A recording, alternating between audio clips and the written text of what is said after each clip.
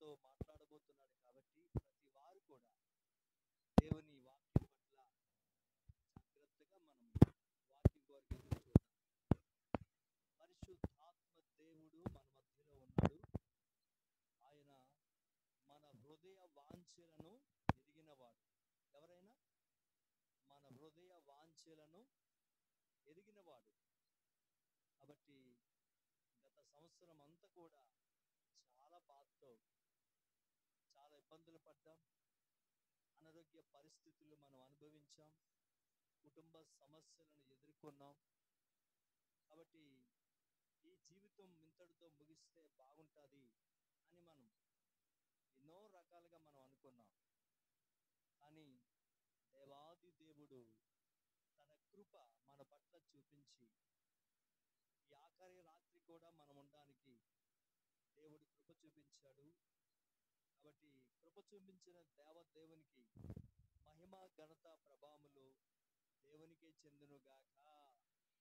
ఆమేన్. హల్లెలూయా, hallelujah.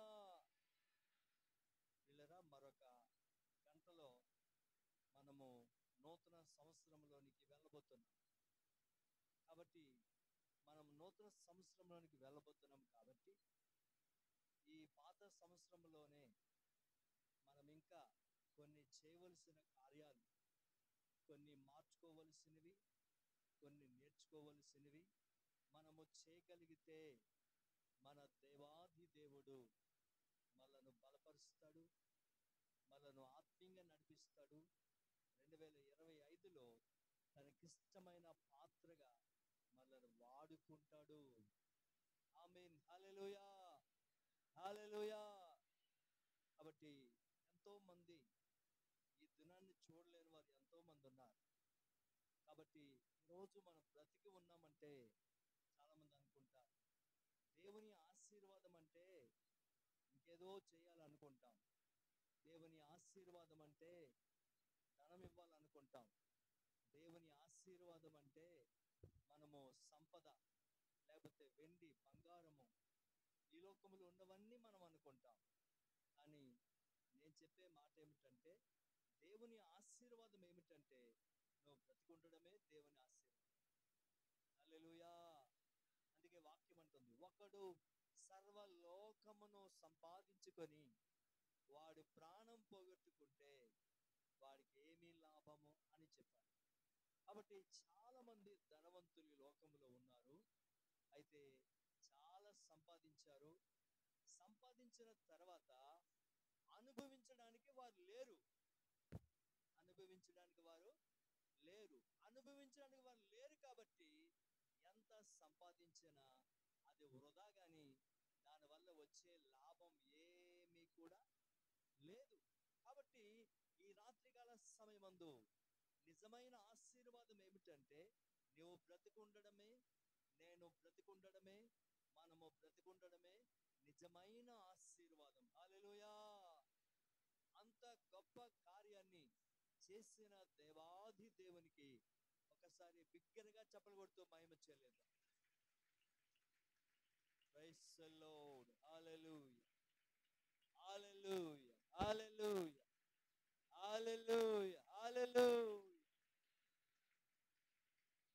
కాబట్టి రాబోతున్న నూతన సంవత్సరంలో కొంచెం స్త్రీలు సతికండమ్మ ముందుకి, కొంచెం ముందు సతికండి. ఈ రోజు మాత్రం కదిలారు బాగా.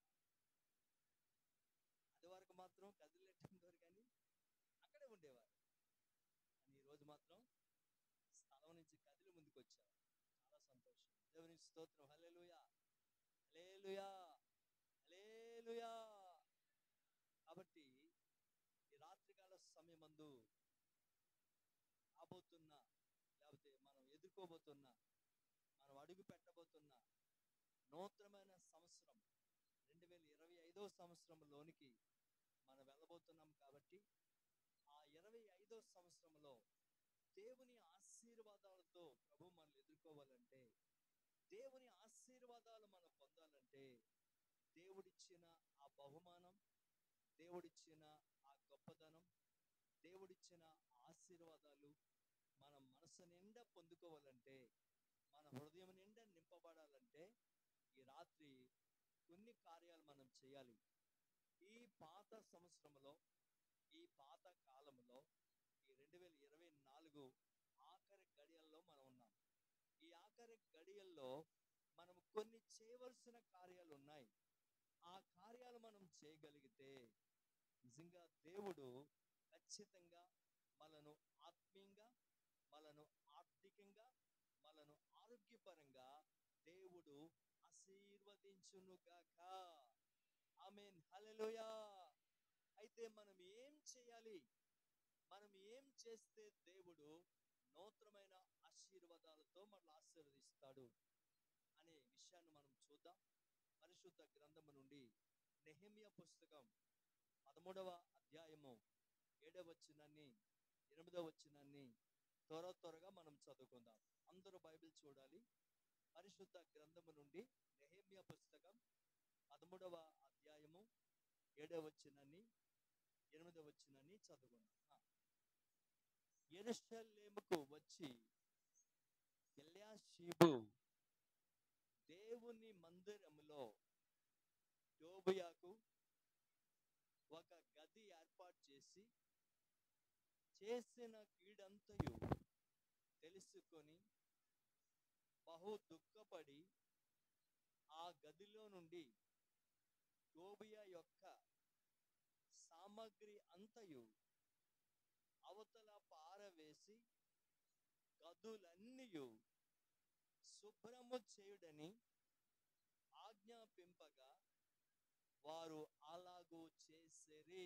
ప్రియులారా, ఈ నెహెమ్యా పుస్తకం 13వ అధ్యాయము 7వ వచనాన్ని 8వ వచనాన్ని మనమందరం జాగ్రత్తగా చదివితే ఈ రాత్రి పరిశుద్ధాత్మ దేవుడు మనందరితో కూడా ఆయన మాట్లాడునుగాక.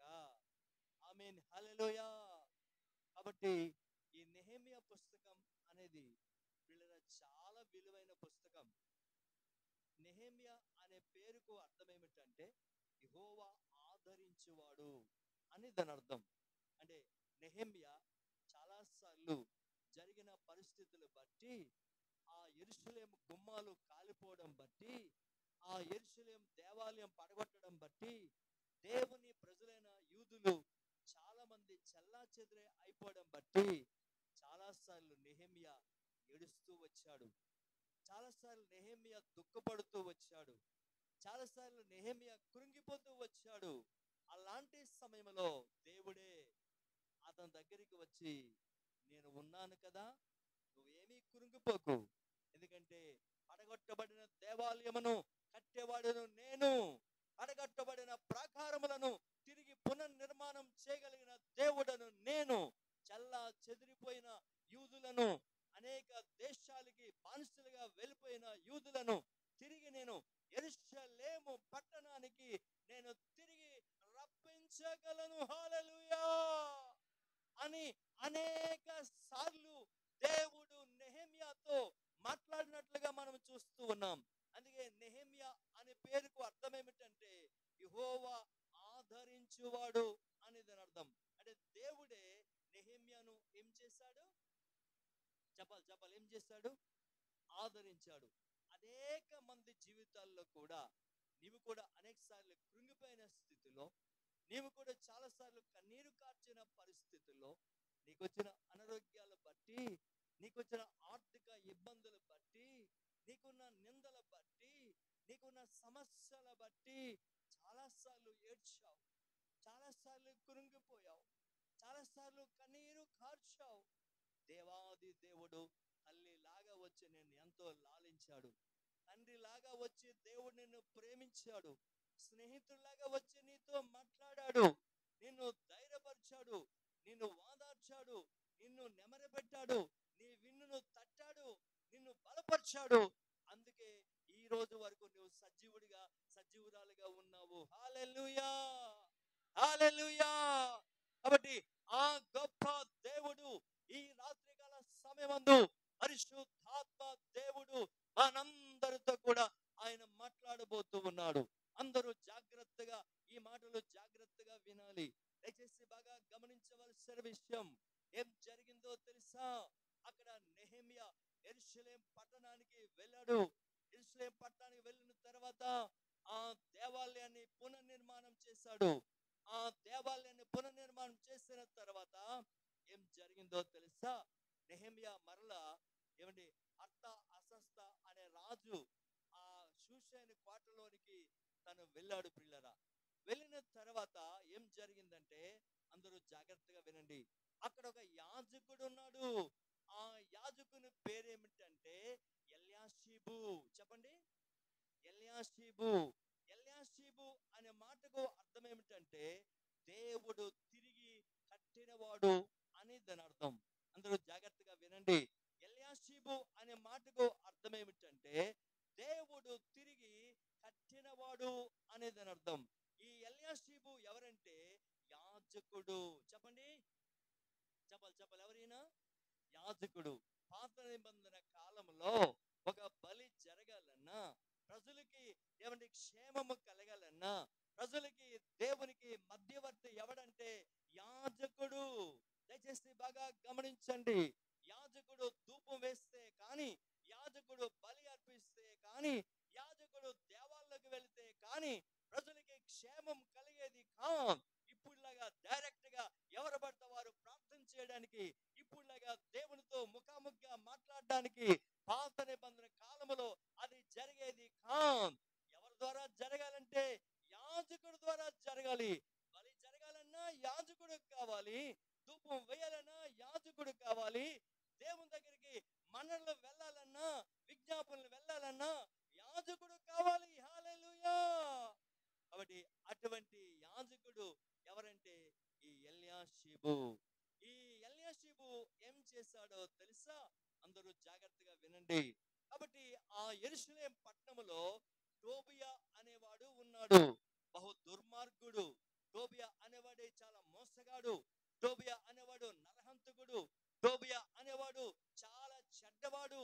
ఆ టోబియా ఎవరంటే సాతానికి సాదృశ్యంగా ఉన్నాడు. చెప్పండి, చెప్పాలి చెప్పాలి, ఎవరైనా సాతానికి సాదృశ్యంగా ఉన్నాడు. ఏం పేరు ఆయన పేరు? టోబియా. టోబీ కాదు, టోబీ అంటున్నారు కొంతమంది. టోబీ కాదు తల్లి, టోబీ కాదు సహోదరుడా, ఎవరైనా టోబియా. గ్లోరీ హల్లెలూయా, గ్లోరీ హల్లెలూయా, గ్లోరీ హల్లెలూయా. నేను బైబిల్ ట్రైనింగ్ అయినప్పుడు ఒక అబ్బాయి గోరి గోరి గోరి గోరి గోరి అంటుంటాడు. ఎట్లా బాబు గోరి గోరి అంటామంటే, అదే మన అయ్యగారు అంటున్నాడు గోరి. అది గోరి కాదు బాబు, అది glory glory glory glory glory. Glory అంటే మహిమ మహిమ మహిమ అని దాని అర్థం. దేవుని స్తోత్రం. హల్లెలూయా, హల్లెలూయా, హల్లెలూయా. నిద్ర వచ్చే వారందరూ గట్టిగా హల్లెలూయా చెల్లిద్దాం. హల్లెలూయా. అక్కడెక్కడ ఉంటారు పార్టీ. కాబట్టి నా మాటను జాగ్రత్త అర్థం చేసుకోవాలి. ఎందుకంటే మీరు బాగా గాఢ నిద్రపోయే సమయం. మాకైతే సేవకులుగా మా భోజనాలు వేరు, మా నిద్ర వేరు. చెప్పంటారా? మధ్యాహ్నం భోజనం 3 గంటలకి, రాత్రి భోజనం 11 గంటలకి, పడుకోవడం 12 గంటలకి, తెల్లవారు టిఫిన్ 11 గంటలకి. అర్థమైందమ్మా? కాబట్టి మా టైమ్స్ వేరు, మీ టైమ్స్ వేరు. కొంతమంది బాల భోజనాలు చేస్తారు, 7 గంటలకే చేసేస్తారు. కొంతమంది బాల భోజనాలు, కొంతమంది ఏమండి కొంతమంది ఈ పాటుగా తెల్లవారు 8కి లేగడం, కొంతమంది 9కి లేగడం, అలా చాలా మంది లేటుగా లేస్తుంటారు.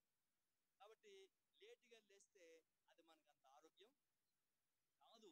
దేవుని స్తోత్రం. హల్లెలూయా. నిజంగా 3 గంటలు లేసి నిలువు మోకాల మీద ఉండి ప్రార్థన చేస్తే ఆ కుటుంబమైన సంఘమైన దేవుడు గొప్పగా ఆశీర్వదిస్తాడు. ఆమేన్. హల్లెలూయా. కుటుంబం క్షేమముగా ఉంటే సంఘం క్షేమముగా ఉంటది. సంఘం క్షేమముగా ఉంటే సమాజం క్షేమముగా ఉంటది. సమాజం క్షేమముగా ఉంటే భారతదేశము క్షేమముగా ఉంటది. ఆమేన్. హల్లెలూయా. ఇవన్నీ జరగాలంటే మూల కారణం ఏమిది? చెప్పాలి, ఏమిటది? ప్రార్థన. ఏ కుటుంబం ప్రార్థన చేస్తాదో, ఏ సంఘం ప్రార్థన చేస్తాదో, ఆ కుటుంబం చేసే ప్రార్థన, ఆ సంఘం చేసే ప్రార్థన సమాజానికి క్షేమము కలిగిస్తుంది. భారతదేశానికి క్షేమము కలిగిస్తుంది. దేవుని నామానికి మహిమ కలుగును గాక. ఆమేన్, హల్లెలూయా. కాబట్టి కడవరి దినాల్లో ప్రార్థన చేసే ఆయుధాన్ని దేవుడు మనకిచ్చాడు. కాబట్టి ఆ ప్రార్థన మనము నిర్లక్ష్యము చేయకూడదు. ప్రార్థన అనే పదము నీకు పాతగా అనిపించవచ్చు. ప్రార్థన అనే పదము 10 సార్లు వినిదా కావచ్చు. ప్రార్థన అనే పదము మాట మాటికి నీవు వింటూ ఉండొచ్చు, అలవాటుగా ఉండొచ్చు. కానీ ప్రార్థనలో ఉండే శక్తి, ప్రార్థనలో ఉండే బలము, ప్రార్థనలో ఉండే అగ్ని ఇంకా దేనిలో లేదు. ఆమేన్, హల్లెలూయా. కాబట్టి ఈ రాత్రికాల సమయమందు దేవుని బిడ్డలుగా మనమందరం కూడా నెహెమ్యా వలె నడుము కట్టుకోవాలి.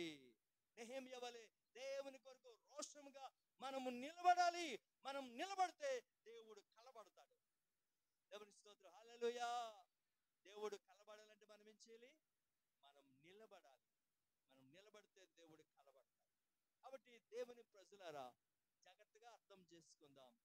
ఎల్యాషీబు అనేవాడు ఈయన యాజకుడు. యాజకుడు అనే వ్యక్తి ఏం చేశాడో తెలుసా? అందరూ జాగ్రత్తగా వినండి. టోబియా ఎవరికి సాదృశ్యము? అది చెప్పాలా? టోబియా ఎవరికి సాదృశ్యము? సాతానికి సాదృశ్యము. ఏం జరిగిందో తెలుసా? బాగా గమనించండి. ఎల్యాషీబు అనేవాడు ఎప్పుడైతే టోబియాతో చేతులు కలిపాడో, అందరూ బాగా గమనించండి. ఎల్యాషీబు అనేవాడు టోబియాతో ఎప్పుడైతే చేతులు కలిపాడో, ఈ టోబియా ఏమన్నాడో తెలుసా? ఇదిగో, నేను నీతో స్నేహంగా ఉన్నాను, నేను నీతో సావాసం కలిగి ఉన్నాను. అయితే నా దగ్గర సామగ్రి ఉంది, నా వస్తువులు ఉన్నాయి. నేను ఏర్పాటు చేసుకోవడానికి, నా వస్తువులు దాచుకోవడానికి నాకు గది కావాలి అని అడిగితే, వెంటనే ఎల్యాషీబు ఏం చేశాడంటే దేవాలయములో చాలా ప్రాముఖ్యమైన ఒక గదిని అతని సామగ్రి కోసం ఆ గదిని ఆ ఎల్యాషీబు అనే వ్యక్తి టోబియాకి ఏం చేశాడు? అప్పగించాడు. ఎప్పుడైతే అప్పగించాడో ఆ గదిలో, దేవాలయం ఉండే గదిలోనే ఈ టోబియా అనేవాడు ఏం చేశాడంటే తనకు విలువైన సామగ్రి తీసుకొచ్చి ఆ గదిలో ఏర్పాటు చేశాడు. అందరూ జాగ్రత్తగా వినండి, దయచేసి బాగా గమనించండి. అయితే కొద్ది రోజులైన తర్వాత ఈ టోబియా అనేవాడు యూదులకి చాలా మోసం చేయడం, యూదులకి చాలా అన్యాయం చేయడం, యూదులకి చాలా నష్టం కలిగించడం, యూదులకి చాలా ఇబ్బంది కలిగించడం అన్ని చేస్తూ ఉంటే, ఒక రోజున నెహెమ్యా ఎల్యాషీబు దగ్గరికి వచ్చి ఈ విధంగా అన్నాడు: నీవు యూదులకి క్షేమం కలిగించే వ్యక్తివి కదా, నువ్వు యూదులకు మంచి కోరే వ్యక్తివి కదా, నీవు టోబియా మాటలు విని ఎందుకు అతనికి గదినిచ్చావు? అలా ఉండడం క్షేమం కాదు. మన దేవుడు కూడా చూస్తూ ఉన్నాడు. కాబట్టి నువ్వేం చేయాలంటే వెంటనే ఆ గదిలో ఉన్న సామాగ్రి అంతా కూడా నువ్వు ఖాళీ చేయించాలి అని నెహెమ్యా ఎల్యాషీబుతో చెప్పినప్పుడు, వెంటనే ఆ ఎల్యాషీబు ఏం చేస్తాడంటే నెహెమ్యా చెప్పిన మాటలు జాగ్రత్తగా విన్నాడు. హల్లెలూయా. కాబట్టి యూదులు క్షేమము కొరకు మనము కంకణం కట్టుకొని వచ్చాం. ఎక్కడో మనము చూశాను పట్టణములో ఉండేవారిమి. చూశాను పట్టణములో ఉండే మనలను దేవుని ప్రేరేపణతో మనము యెరూషలేము పట్టణానికి వచ్చాం. యెరూషలేము పట్టణములో ఎంతో మంది శత్రువులు కత్తులతో మన మీద యుద్ధానికి వచ్చారు. ఈ యెరూషలేము పట్టణములో మనకు వర్షాల వలన చాలా తడిసిపోయాం, మనకు చాలా ఇబ్బందులు కలిగాయి. మనము గోడలు కడుతూ ఉంటే శత్రువులు వచ్చి గోడలు కట్టకుండా మనకు ఆటంకపరుస్తూ ఉండేవారు. అలాంటి పరిస్థితుల్లో దేవుడు మనకు ఎంతో సహాయం చేశాడు. దేవుడు ఎంతో క్షేమాన్ని కలిగించాడు. దేవుడు మనకు ఎంతో ఆదరణ కలిగించాడు. శత్రు బారి నుండి విడిపించాడు. సమస్త పరిస్థితుల నుండి విడుదల కలిగించి దేవుని సహాయం మనకు కలుగుతూ ఉంది. ఇంకా దేవుని సహాయం మనకు కలగాలంటే ఖచ్చితంగా నీవు నేను ఏం చేయాలంటే ఆ టోబియా యొక్క సామగ్రిని ఆ గదిలోంచి మనం ఏం చేయాలి? బయటికి పారవేయాలి అని చెప్పాడు. దేవుని నామానికి మహిమ కలుగును గాక. కాబట్టి టోబియా అనేవాడు ఎక్కడ గదిని సమకూర్చుకున్నాడు? అది ఎక్కడమ్మా? మందిరములోనే. దేవుని నామానికి మహిమ కలుగును గాక. కాబట్టి ఏంటి ఆ మందిరం?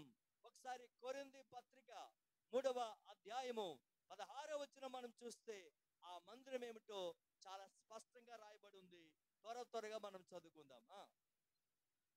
మీరు దేవుని ఆలయమై ఉన్నారనియు దేవుని ఆత్మ మీలో నివసించుచున్నదనియు మీరు ఎరుగరా?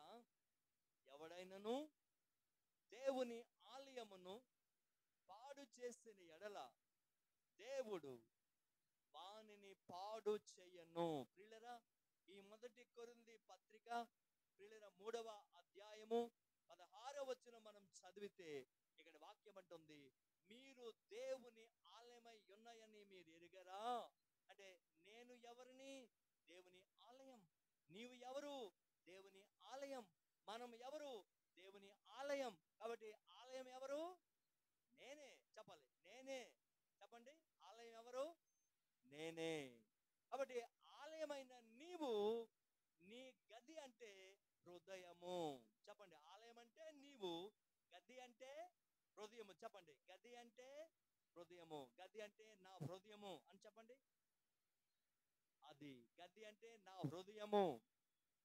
కాబట్టి 2025లో దేవుని మహిమను మనం చూడాలంటే, దేవుడిచ్చే ఆశీర్వాదం మనం పొందాలంటే, ఈ రాత్రికాల సమయమందు దేవునికి ఆలయం గుండా నీవు నీ గది అని చెప్పిన ఈ హృదయంలో చూడండి, టోబియా అంటే ఎవరు? సాతాను. సాతానుకు సంబంధించిన సామగ్రి నీ హృదయం అనే గదిలో ఉంటే 2025లో నువ్వు దేవుని కార్యాలు చూడలేవు, నువ్వు దేవుని ఆశీర్వాదాలు చూడలేవు, నువ్వు దేవుని దీవుళ్ళు పొందుకోలేవు. కాబట్టి అవన్నీ నువ్వు పొందుకోవాలంటే ముందు నీ హృదయం అనే గదిలో నుండి సాతాను సంబంధమైన ఈ వస్తువులన్నిటిని కూడా తీసి మనము పారవేయాలి. సాతాను సంబంధించిన వస్తువులు ఏమిటో తెలుసా? అందరూ జాగ్రత్తగా వినండి. చెప్పాలంటే చాలా రిఫరెన్స్లు ఉన్నాయి, కానీ సమయం మనకు లేదు. సాతానుకు సంబంధించింది ఏమిటంటే అనుమానం. సాతానుకు సంబంధించింది ఏమిటంటే కోపం, అసూయ, ద్వేషం, గర్వం, పగ, ఈర్ష. ఈ చెడ్డ కార్యాలన్నీ కూడా సాతాను సంబంధించిన వస్తువులు.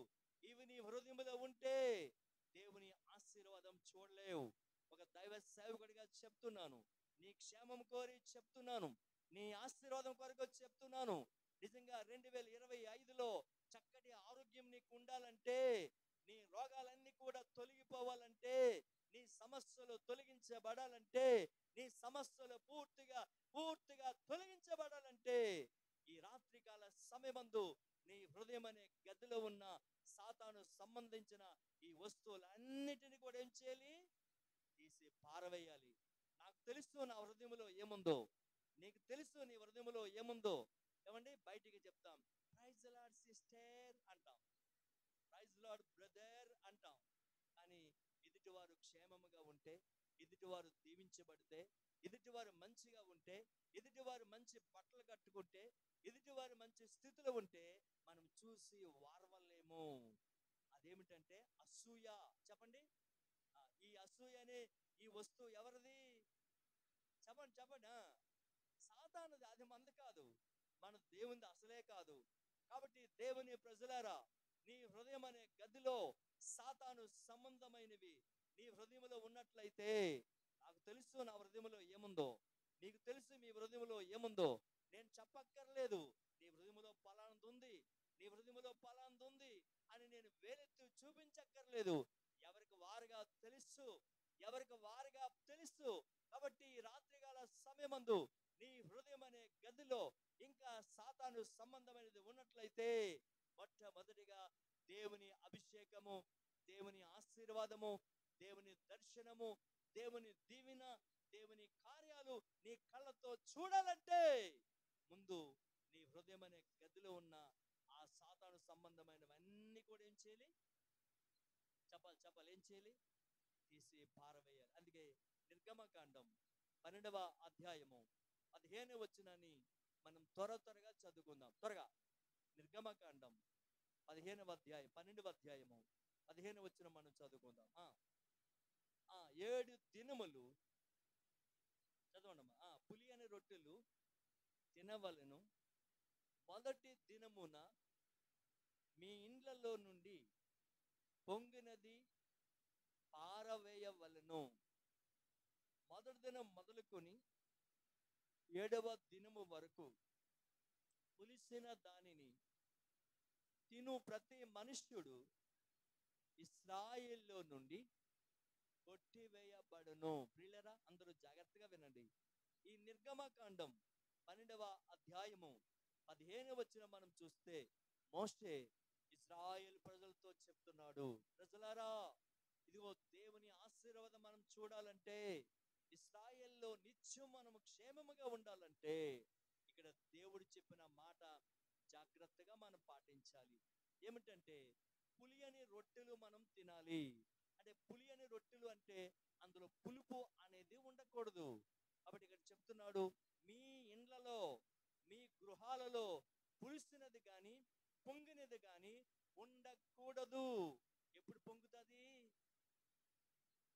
అమ్మా? ఇడ్లీ పిండి, దోసుల పిండి ఉంటుంది. దోసుల పిండి ఆడవాళ్ళు బాగా తెలుసు. కాబట్టి దోసుల పిండి ఏమవుతుంది, ఏమవుతుంది, పులుసు ఉన్న తర్వాత ఏమవుతుంది, అది పొంగిపోతుంది. అది పొంగిందంటే ఏముంది, దాంట్లో పులుపు ఉంది అని అర్థం. ఎప్పుడైతే దోసుల పిండి అది పొంగిందంటే ఏముంది, పులుపు ఉంది అని అర్థం. పులుపు బైబిల్లో పాపానికి సూచనగా ఉంది. కాబట్టి ఇక్కడ అంటున్నాడు, ఏదైతే పొంగి ఉందో, ఏదైతే పులిసినది ఉందో, ఆ పులిసినది పొంగినది ఉన్నట్లయితే అది మీ ఇంటిలో ఉంటే అది మీకు క్షేమము. అదేం చేయాలి, దాన్ని దూరంగా పారవేయమంటున్నాడు. కాబట్టి పొంగినది అంటే అది పాపానికి సూచన. కాబట్టి నీ హృదయంలో ఈ రాత్రికాల సమయమందు పాపానికి సంబంధించింది ఏది కూడా నీ హృదయంలో ఏం చేయకూడదు, ఉండకూడదు. అది ఉండకూడదు. ఉండకుండా ఏం చేయాలి, తీసి దూరంగా. ఒక ఆయన అంటాడు, నా చేతిలో బ్రాంతి బాటిల్ ఉందండి, ఇది నిజంగా దేవునికి అసహ్యమైతే దేవుడే వచ్చి నా చేతిలో ఉన్న బాటిల్ తీసి దూరంగా ఇసిరేయాలంటారు కొంతమంది. అమ్మో, చాలా మంది తెలివైన ఉంటారండి బాబు. మనం కాలుకేస్తే వాళ్ళు మెడకేస్తారు, వాళ్ళు మెడకేస్తే మన కాలుకేస్తారు. కాబట్టి చాలా తెలివిగా మాట్లాడతారు. నేను సిగరెట్ కాల్చడం దేవునికి ఇష్టం లేకపోతే నేను కాస్తున్న సిగరెట్ వచ్చి ఆయన తీసి దూరంగా పారమేమేనండి, అప్పుడు నేను మానేస్తాను అంటారు కొంతమంది. ఏమండి? కాబట్టి దేవుడు నీ దగ్గరికి వస్తాడా, నీ చేతిలో సిగరెట్ని తీసి పారేస్తాడా? అర్థమైందా? ఒక ఆయన సిగరెట్ అలాగే కాల్చేవాడట, ఎవరు చూడలేదు కదని కాల్చేవాడట. ఒక రోజున బస్సులో ప్రయాణం చేస్తున్నాడు ఆయన. బస్సులో కూర్చొని, సీట్లో కూర్చొని సిగరెట్ తీసి కాల్స్తున్నాడు. ఈ సమయంలో పాస్టర్ గారు బస్సు ఎక్కారు. పాస్టర్ గారిని చూసి ఏం చేయాలి అర్థం కాక జేబులో పెట్టుకోండట. ఏమండి, అటు విశ్రాలో ఇటు విశ్రాలో ఎదురుగా పాస్టర్ గారు చూస్తున్నారు కాబట్టి ఏం చేయాలో అర్థం కాక ఏం చేశాడు, జేబులో పెట్టిస్తుంటే ఆ లోపల పాస్టర్ గారు ముందు, ఎందుకంటే మీరు అనుకుంటారు పాస్టర్ గారు చూడలేదు, పాస్టర్ గారికి ఏం తెలీదు, పాస్టర్ గారు చాలా అమాయకులు, చూడరాళ్ళు అనుకుంటారు. కానీ మీ ముందే చూసేస్తాం. కానీ మీ నోట్లో వస్తుందా రాదా అని కొన్నిసార్లు గమనిస్తూ ఉంటాం. కాబట్టి పాస్టర్ గారు ముందే చూశారు. చూసి, సిస్టర్ గారు బాగున్నారా బ్రదర్, పిల్లలు బాగున్నారా బ్రదర్ అంటారు. ఈయనకి అంటున్నాడు, లోపల మాత్రం అది కాలిపోతుంది. మొత్తానికి కాసేపటికి పొగొచ్చిందట. బ్రదర్ పొగొస్తుంది అని చెప్పినప్పుడు అప్పుడు అర్థమైందట, అమ్మో ఇక లాభం లేదు, నేను చేసింది పాస్టర్ గారికి తెలిసిపోయింది. కాబట్టి క్షమించండి పాస్టర్ గారు, నాకు ఇంతవరకు సిగరెట్ కాల్చి అలవాటు ఉంది. ఈరోజు దేవుడే నీ పాపమే నిన్ను పట్టుకొను అన్నట్లుగా నా పాపమే నన్ను పట్టి మీకు అప్పగించింది. ఈ రోజు నుంచి ఇక జీవితాంతం కూడా ఎప్పుడు నేను సిగరెట్ కాల్చనని పాస్టర్ దగ్గర ప్రమాణం చేసి ఆ రోజు నుంచి సిగరెట్ కాల్చడం ఆయన మానేశాడు. దేవునికి స్తోత్రం, హల్లెలూయా. నవ్వింది గట్టిగా నవ్వండమ్మా, ఆ నిద్రపోద్దు కొంతమందికి. దేవునికి స్తోత్రం, హల్లెలూయా, హల్లెలూయా, హల్లెలూయా. కాబట్టి ఇక్కడ గదిలో మనం చూస్తున్నాం, ఏంటా గది, ఏంటా గది, హృదయం అనే గది. ఈ గదిలో టోబియాకి సంబంధించిన వస్తువులు ఏమీ కూడా ఉండకూడదు. కాబట్టి ఒకటి, నీ గదిలో ఉన్న సామాగ్రి అంతా తీసి ఏం చేయాలి, పారవేయాలి. చెప్పండి, పారవేయాలి. చెప్పడం బాగా చెప్తారు, పారవేయాలి అంటాం, కానీ అదే లోపలే ఉంచుకుంటాం, లోపలే ఉండియండి అంటాం మనం. కాబట్టి పారవేయాలి అంటే అప్పుడు ఏం చేయాలి మనము, తీసి దూరంగా పారవేయాలి. దేవునికి స్తోత్రం. హల్లెలూయా. దేవుడు అన్యాయస్తుడు కాదు. నా కళ్ళతో ఎంతో మందిని చూశాను. దేవుడు ఆశీర్వదించిన వారిని, అడుక్కున్న వారు ఈ రోజు కోటీశ్వరులు అయిపోయారు. ఏమీ లేని వారు లక్షాధికారులు అయిపోయారు. కారణం ఏంటో తెలుసా? వారు చూపించిన భక్తి, వారు చేసిన ధర్మ కార్యాలు, వారు చేసిన నీతి, వారు చేసిన త్యాగాలు దేవుడు వారిని ఉన్నతమైన స్థితిలోనికి అవన్నీ కూడా తీసుకెళ్ళాయి. మహిమ ఘనత ప్రభావములు దేవునికే చెందును గాక. కాబట్టి మన దేవుడు అన్యాయస్తుడు కాదు. చాలా మంది చెప్పడం వింటున్నాం సాక్ష్యాలు. ఒక ఆమెకి పిల్లలు లేరండి, 20 సంవత్సరాల వరకు పిల్లలు లేరండి, కానీ దేవుని నమ్మిన తర్వాత 2 కొడుకులు ఆమె పుట్టారండి అనే సాక్ష్యం మనం విన్నాం. ఒకప్పుడు తినడానికి తిండి ఉండేది కాదండి, ఊరు గుడిసెల వారు ఉండేవారండి. ఈ రోజు 5 అంతస్తుల బిల్డింగ్ కట్టుకున్నారు, 5-6 కార్లు కొనుక్కున్నారు. ఈ రోజు చూస్తే మంచిగా ఆశీర్వాదం పొందారు. ఈ ఆశీర్వాదం ఎక్కడంటే దేవుని నమ్ముకున్న తర్వాత వచ్చిందండి. దేవునికి స్తోత్రం. హల్లెలూయా. కాబట్టి వారి దేవుడు మన దేవుడు ఒకే ఒక్కడు. అయితే ఏంటి తేడా అంటే నీ నమ్మకములో తేడా, నీ భక్తిలో తేడా, నీ విధానములో తేడా, నీవు జీవిస్తే జీవితంలో తేడా. అందుకే ఎక్కడో ఏమండి కార్యాలు జరగకుండా మనం చూస్తూ ఉన్నాం.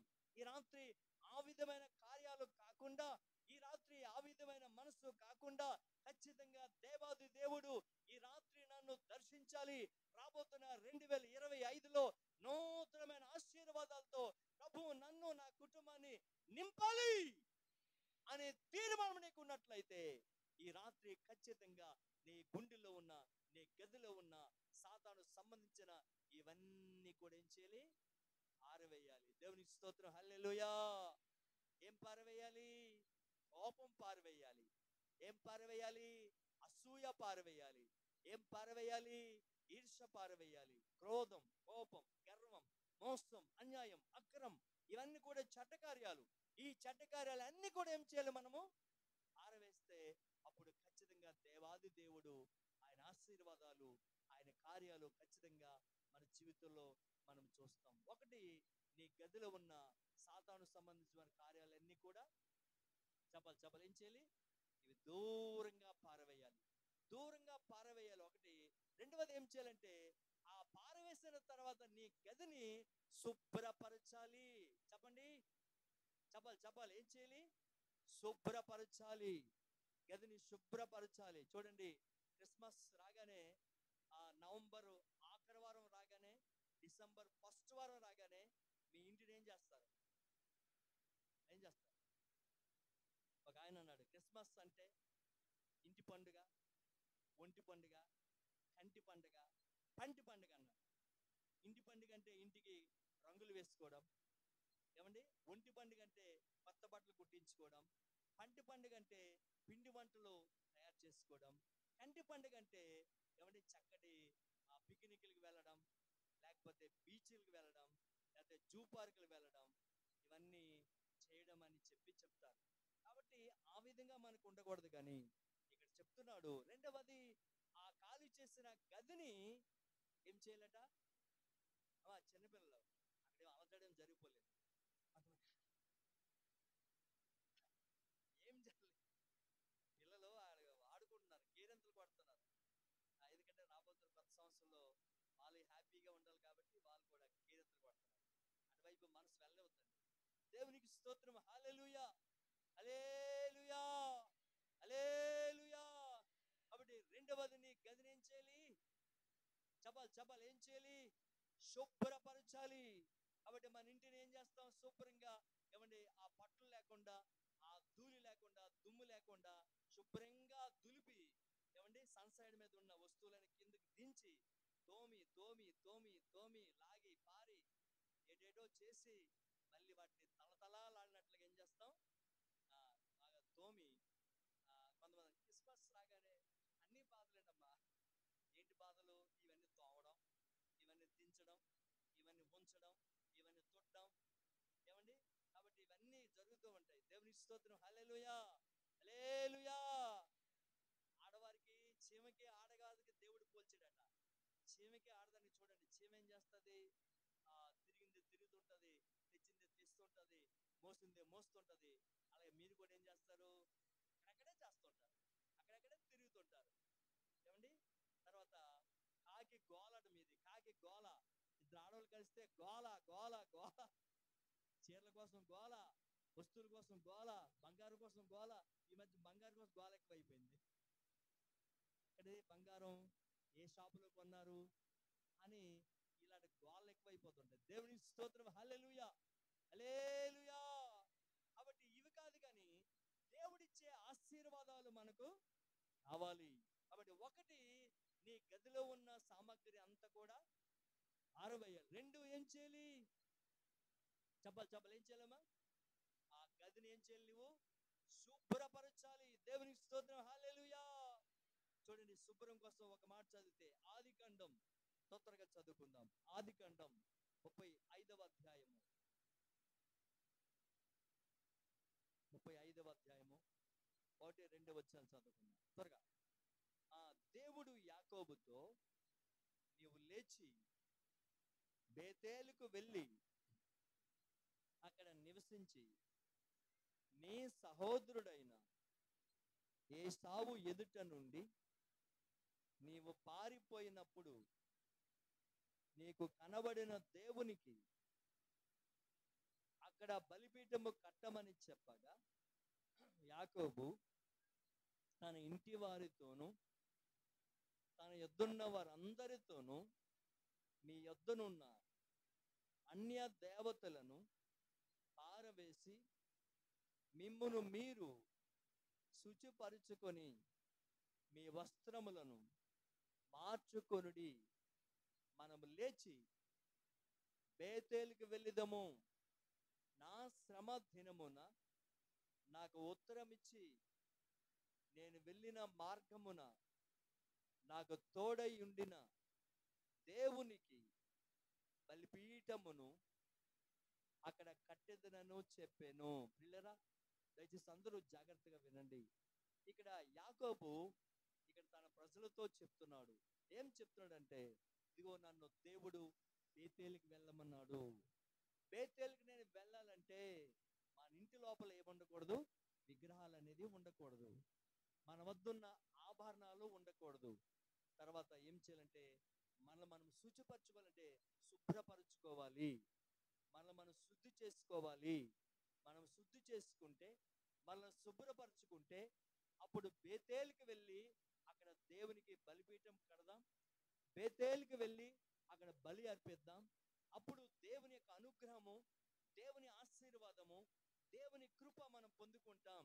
లేకపోతే ఇక్కడ చాలా హింసలు పడవలసి వస్తుంది. ఇక్కడ ఏమాత్రం కూడా మనకు దీవెన లేదు. సుక్కోతు అనే ప్రాంతంలో యాకోబు ఉన్నాడు. సుక్కోతు అంటే పాకలు అని అర్థం. బాగా గమనించండి. సుక్కోతు అంటే అర్థం ఏంటి? పాకలు. ఎంత సంపాదించినా పాక జీవితమే, ఎంత సంపాదించినా చాలు బ్రతికే. కాబట్టి పాక జీవితాన్ని అనుభవిస్తున్నాం. ఇక్కడ బాధలు తప్పలేదు, ఇక్కడ కష్టాలు తప్పలేదు. ఈ సుక్కోతు అనే ప్రాంతంలో ఎంత సంపాదించినా చెమటే మిగులుతుంది, ఎంత సంపాదించినా కష్టమే మిగులుతుంది, ఎంత సంపాదించినా అంత కరువే మిగులుతుంది. కాబట్టి ఆశీర్వాదం చూడలేకపోతున్నాను. ఇదిగో దేవుడు నాతో వచ్చి రాత్రి మాట్లాడాడు.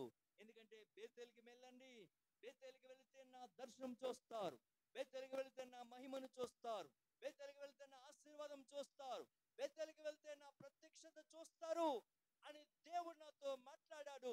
కాబట్టి లేవండి ప్రజలని చెప్పి యాకోబు తన ఇంటి వారితో చెప్తున్నాడు. అయితే మనం బేతేలుకి వెళ్లే ముందు ఒకటి ఏం చేయాలంటే, మన వద్దున్న విగ్రహాలు తీసి ఆరవేయాలి. రెండవది, మన వస్త్రాలు మార్చుకోవాలి. మూడవది, మనం ఏం చేయాలంటే, శుచిపరచుకోవాలంటే మనం శుభ్రపరచుకోవాలి. హల్లెలూయా. స్నానం చేయాలి. తల మొదలుకొని కాలు వరకు ఉండే ఆ మట్టి, ఆ మలినము అంతా కూడా స్నానం ద్వారా పోవాలి. మనమందరం కూడా శుద్ధి చేయబడాలి, మనమందరం కూడా శుభ్రపరచబడాలి అని యాకోబు తన వారితో చెప్తున్నట్లుగా, అదే రీతిగా మన హృదయం అనే గదిని కూడా ఈ రాత్రి ఏం చేయాలంటే శుభ్రపరచుకోవాలి. హల్లెలూయా హల్లెలూయా. ఏం చేయాలి? శుభ్రపరచుకోవాలి. శుభ్రపరచకపోతే ఎక్కడ మట్టి అక్కడ ఉంటది, ఎక్కడ ధూళి అక్కడ ఉంటది, ఎక్కడ మలినం అక్కడ ఉంటది. అవన్నీ పోవాలంటే ఏం చేయాలి? చెప్పాలి ఏం చేయాలి? శుభ్రపరచుకోవాలి.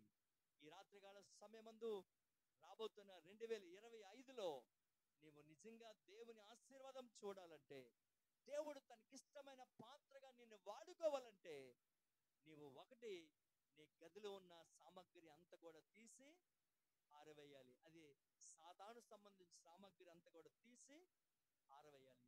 రెండవది ఏం చేయాలంటే, నీ గదిని శుభ్రంగా చేసుకోవాలి. అంటే శుచిపరచుకోవడం అంటే, నీ గదిని శుభ్రంగా చేయాలంటే, నీ గదిని శుభ్రపరచుకోవడం అంటే, అందులో డాగు మలినము ఏమండి ఎటువంటి చెత్త చెదారము నీ హృదయంలో లేకుండా నీ హృదయాన్ని శుభ్రంగా ఏమండి చేసుకున్నప్పుడే నీ హృదయం ఎలాగుంటుందంటే ఖాళీగా ఉంటుంది. చెప్పండి, ఖాళీగా ఉంటుంది. అప్పుడు ఖాళీగా ఉన్నప్పుడు ఏం జరుగుతుందో తెలుసు. అందరూ జాగ్రత్తగా వినండి. ఇక్కడ ఏమంటే నెహెమ్యా ఎల్యాషీబుతో చెప్పాడు.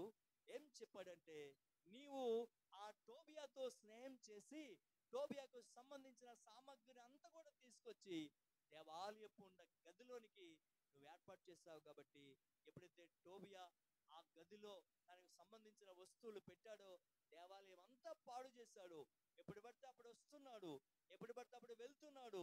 ఆరాధనకి ఆటంకంగా ఉంది, ప్రార్థనకు ఆటంకంగా ఉంది, యాజకులు ఆడడానికి ఆటంకంగా ఉంది, లేవీయులు రావడానికి ఆటంకంగా ఉంది.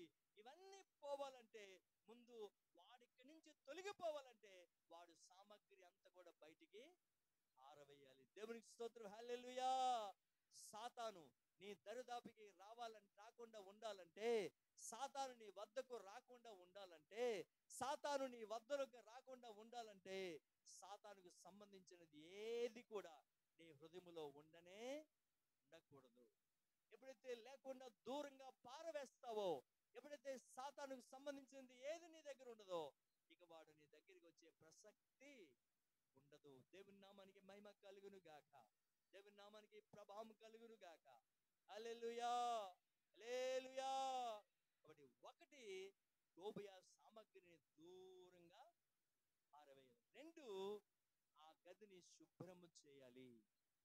మూడవది ఏం చేయాలో చూపించి నా సమయాన్ని ముగిస్తాను. ఖాళీగా ఉన్న గదిలోనికి ఏం తేవాలో ఒక మాట చూద్దాం. అదే నెహెమ్యా 13వ అధ్యాయము, నెహెమ్యా 13వ అధ్యాయము 12వ వచనాన్ని చదువుకుందాం త్వరగా. అటు తరువాత యూదులు అందరూ ధాన్య ద్రాక్ష రసములను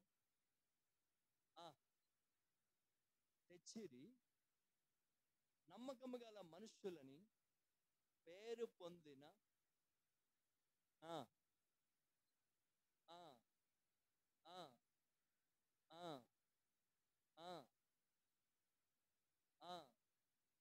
వారి చేతి క్రింద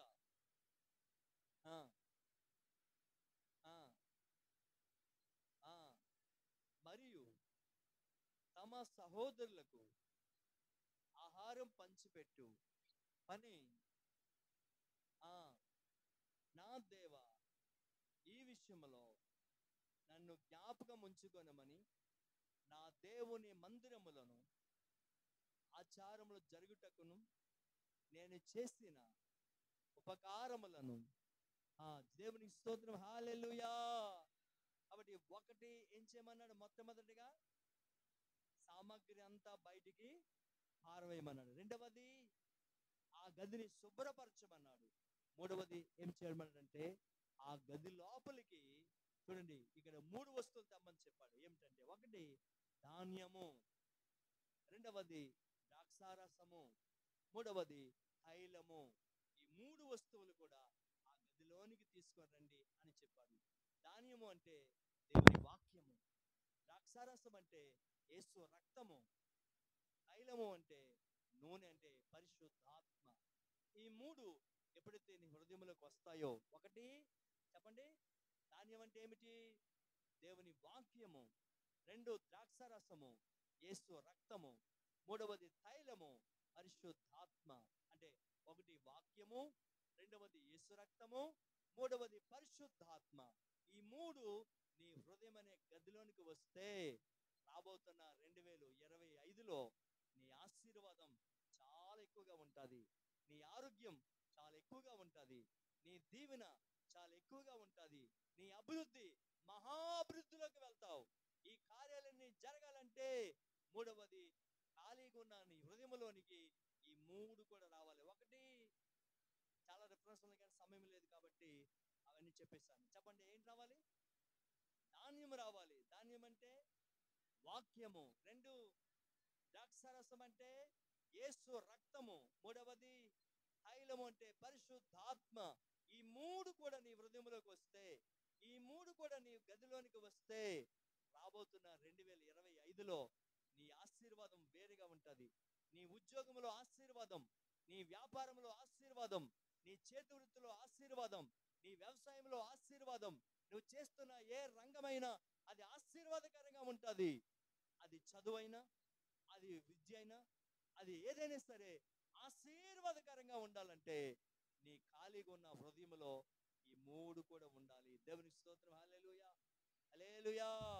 కాబట్టి ఈ రాత్రి పరిశుద్ధాత్మ దేవుడు మరి క్షణాల్లో మనం 2025లోనికి వెళ్ళబోతున్నాం.